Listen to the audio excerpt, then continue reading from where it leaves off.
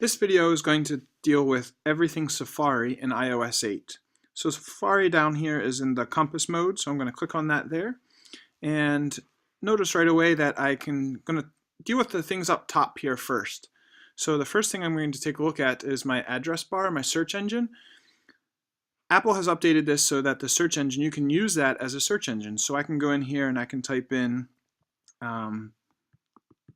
Phillies baseball, because that's coming up here very soon. So I can simply type in Phillies baseball, and all of a sudden now all those different sites that come up with anything dealing with Phillies, I can scroll down and see are all over the place there. So it becomes an address bar there. I'm going to go into the famous Google and type in Google. And what's great about Google here is I can take and I can search anything in Google. So I'm going to search math for first graders, because I want to search for some things for my first grader. And what comes up here is math for my first grader.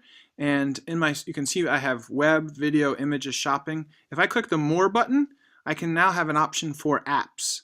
So now it's going to take that math for first graders and it's going to search for apps, and it's going to tell me on the right hand side here how much these apps cost. So this one here is free. This one jumps to $9.99, $8.99.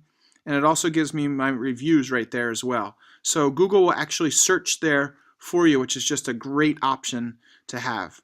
Now, as I'm doing this and I search and I'm searching down and I'm searching down, I want to get back to the top. If I double click all the way up top where it says iPad and you can see my wireless setting, if I double click there,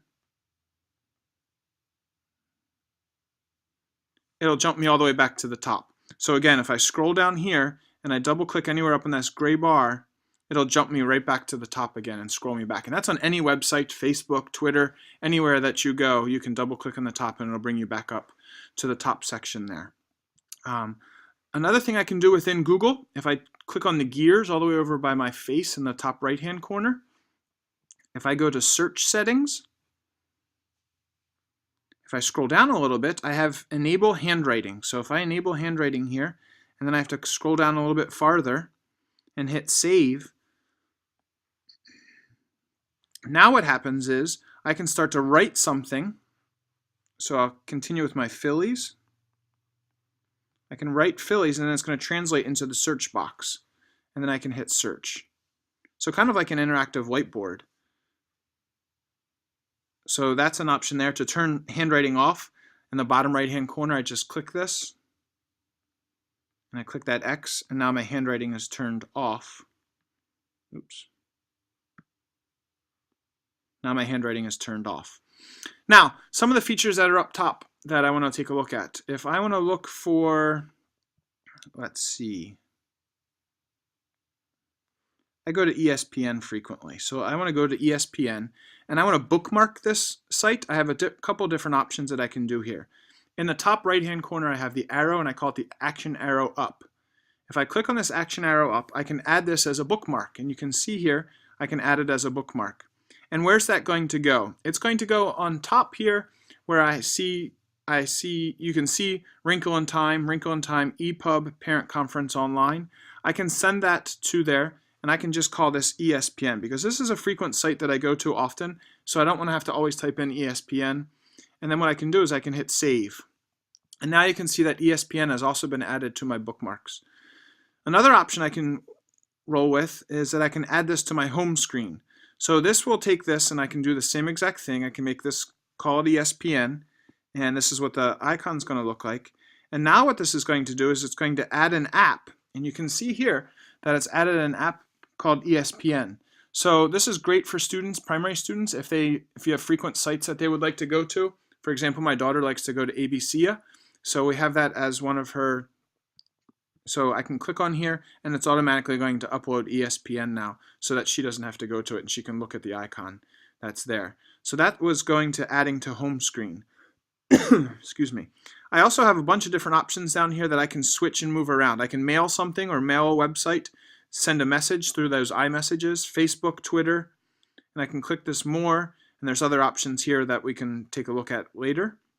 But say I use Facebook frequently and I don't use my mail as much, I can take these and I can rearrange my icons as well so that I can change these all around so that my most frequent ones are on my left, My least frequent ones are on the right-hand side, and I can do that with this down here as well. I use printing a lot maybe, so now I'm going to just click and hold, and I can move those icons all around. Right now I only have one tab opened. If I click the plus button, I'm going to get a second tab, and now I want to look at my other site. My go-to site is CSN Philly because I look at all things Phillies. So this is loading now, and it tells me all different types of things. But maybe I don't like this, and I want to move it so that this one's on the left and that one's on the right. I can change my tabs there. I can also click on the one all the way to the right-hand side here, and this is going to put it in a carousel form. And I can do the same thing. I can move them around. I can change. But what you're also going to notice is my iCloud comes into effect here now, because my other devices, my MacBook Pro, my iMac, and my iPhone, these are all different sites that are up on these. So this is great for when my own two children might be on one of my computers. I can see what they're working on, or my wife in this example, she's on my iMac. So you can just check out what's going on there. And I can actually open one of these. So I can open this site here right from it, so that it's great. I work on something at home and I want to take it and use it at school, but I didn't email it to myself or I didn't message myself. I can just click this icon here and that will take it there. The other nice feature that when we're in this option is the search engine here. I can search anything. If I spell it correctly, I can search anything that's going on within these tabs here. So that's great as well. Another option that you can see here is private. If I click on the private, it's going to close all my other options and it's going to give me a new one. So I can go into Google. Why would you use this? You could use it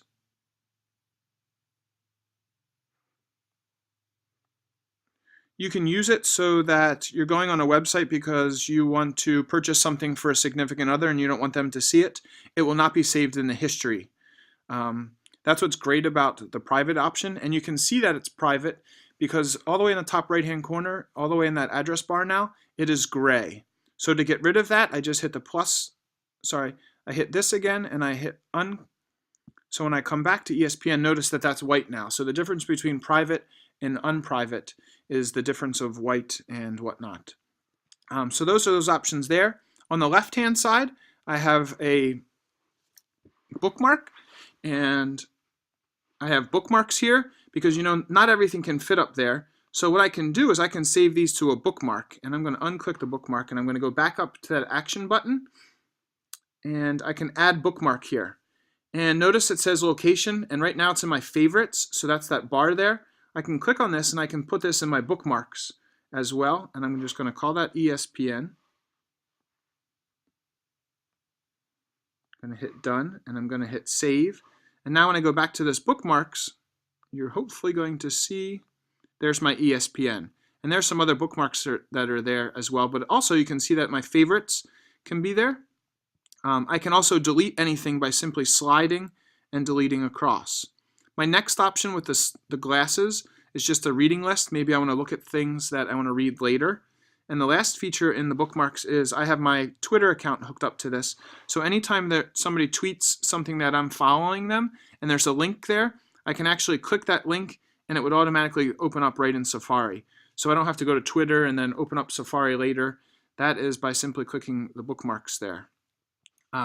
Looking at some other features with the top, if I hold the left arrow down, it will look at all the different features that I have or all the different searches that I've done lately. So that is there, which is great. Another nice feature with Safari is if I click on the address bar and hold it down and then scroll down a little bit, it will request a desktop site. Because sometimes some of these sites have a desktop version compared to a device version, and you might want a desktop version because it's a little bit more powerful, has a little bit more information. So again, I just clicked and held down the address bar, and then I scrolled down a little bit, and I can request desktop, and look, I can also actually add to favorites as well.